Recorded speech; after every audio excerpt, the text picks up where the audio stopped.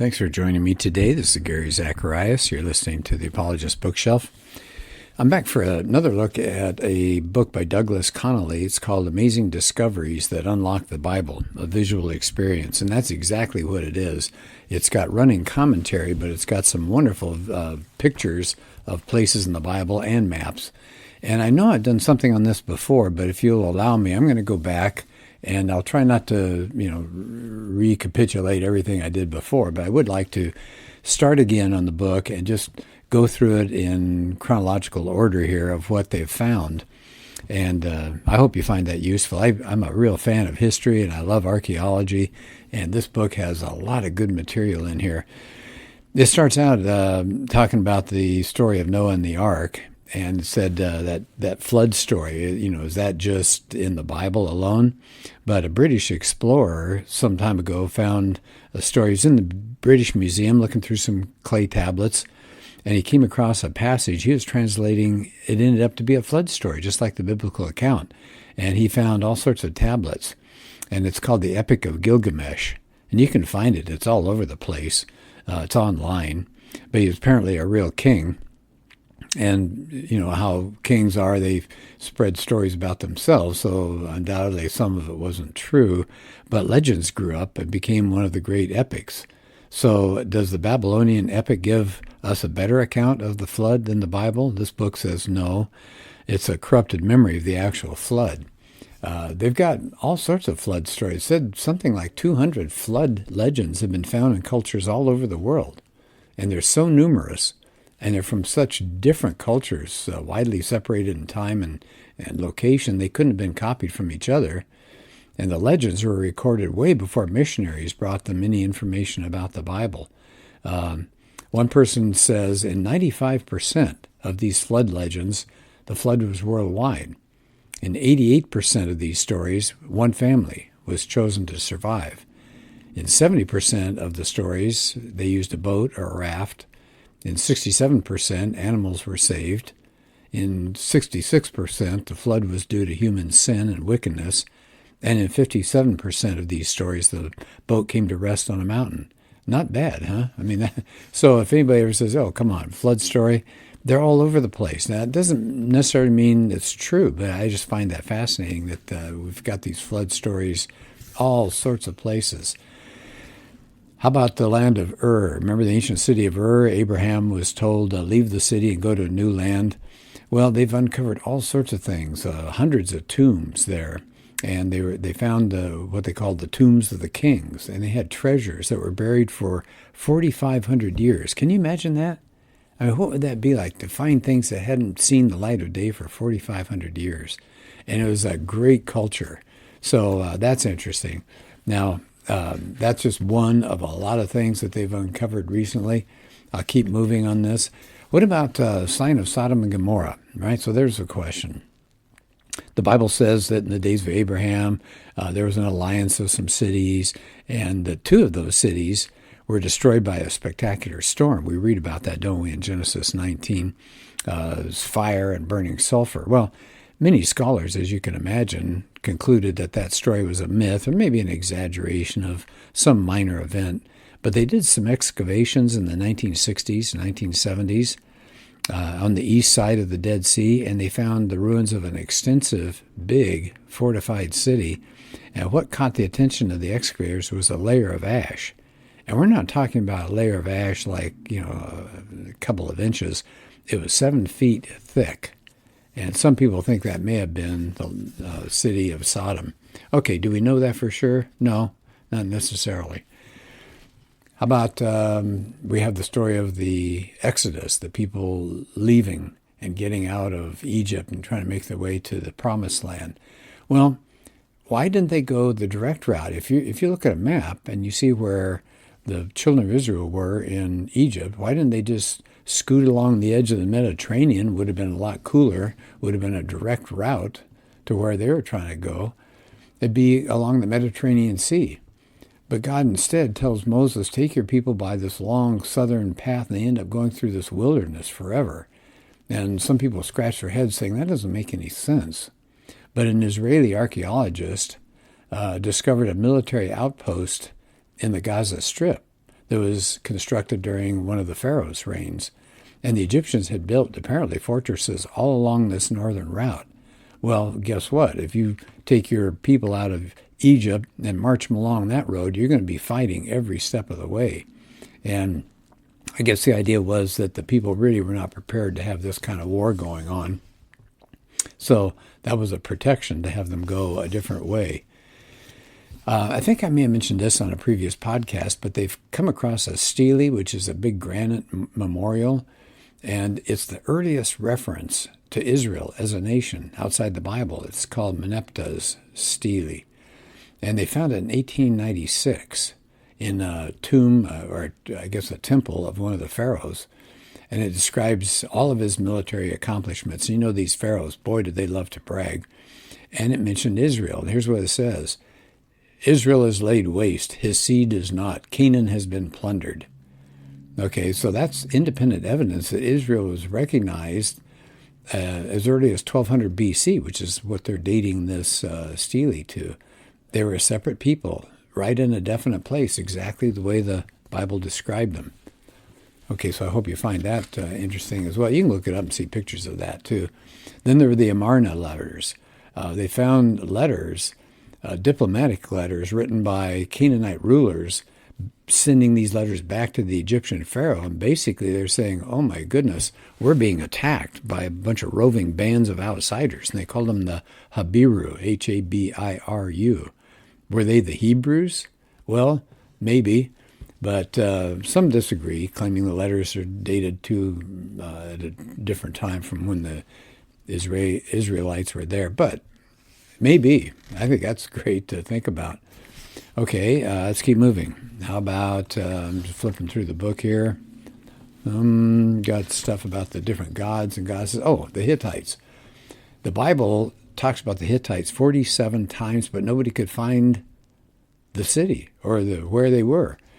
And, of course, a lot of critics said, there were no people called the Hittites. It's just myth, not one shred of historical evidence. Well, in 1876, a British scholar found an unknown language that was carved on some building stones in Syria and Turkey, and it might be the Hittite language, he said. And they began, people got interested in that. You had some German explorers looking through the ruins of an ancient city in Turkey in 1906, and they found the Hittite Empire. So the Bible was confirmed to be accurate again. And they got pictures of that. You can see what the Hittite Empire looked like. How about David? There's been a critic barrage saying there's no such person as David. He was a mythical character just created by the later Israelites to say what a good king would be like. Here's our ancestor.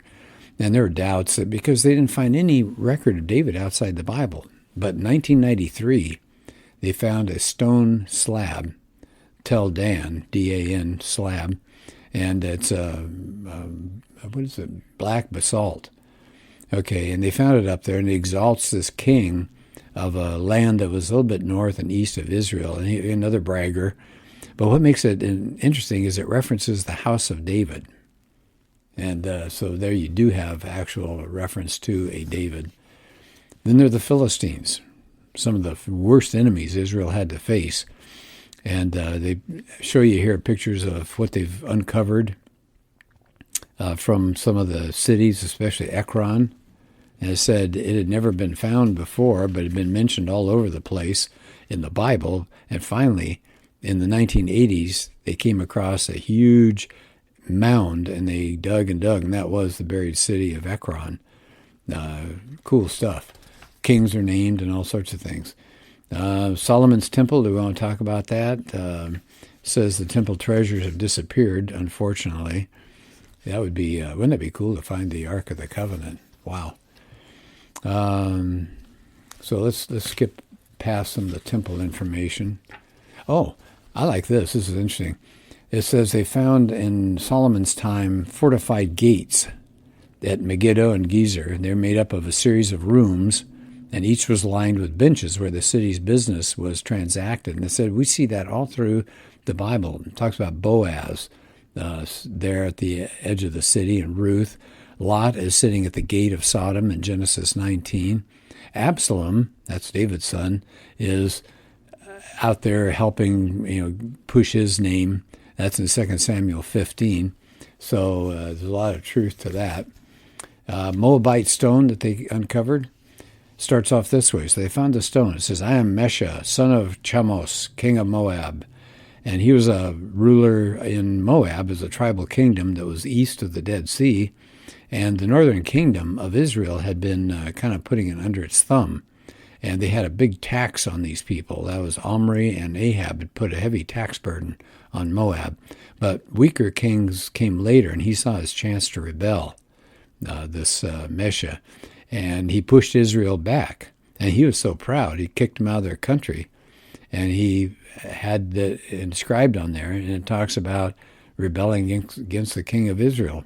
So that seems to indicate those kings and that time period, the truth behind that.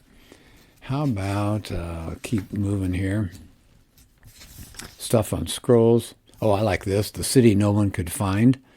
The city of Nineveh. It said we first encounter it in Genesis 10, and then it's in Jonah, it's in 2 Kings, it's in Isaiah. The prophets Nahum and Zephaniah predict the ruin. Well, here's the problem.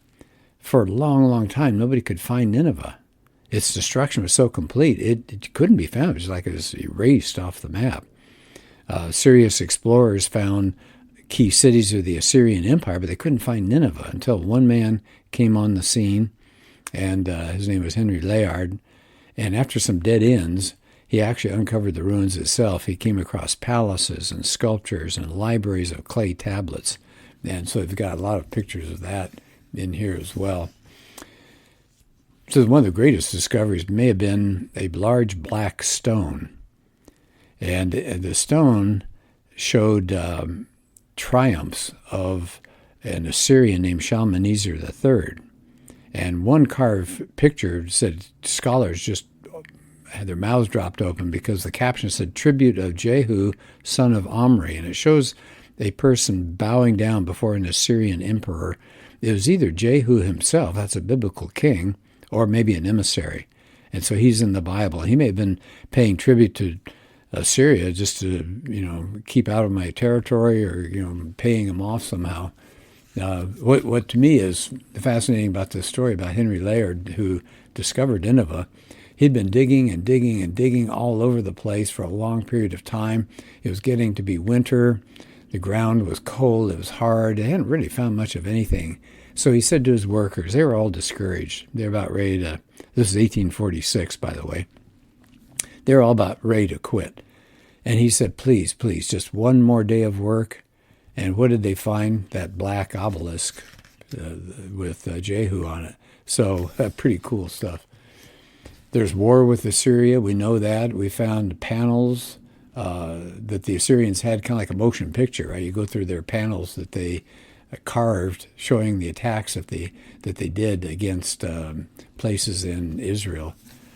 Okay, Northern Kingdom, unfortunately, gets destroyed. We know that in 722. And the only account that we had about that siege and conquest was from the Bible. And now there's a secular historical record. They found a lot of information about it from outside the Bible. So I don't know, do I have time to, I'll do another couple here. How about Hezekiah's tunnel? Right, there was a reference to that in the Bible, trying to keep fresh water inside the city whenever enemy would attack. And of course they've chopped into the tunnel now. It was 1890. They cut into it and they found it. And they said they found all sorts of inscriptions and things like that about this tunnel. That was a heck of an engineering job, by the way. We have something called Sennacherib's Prism. Okay, so what is this?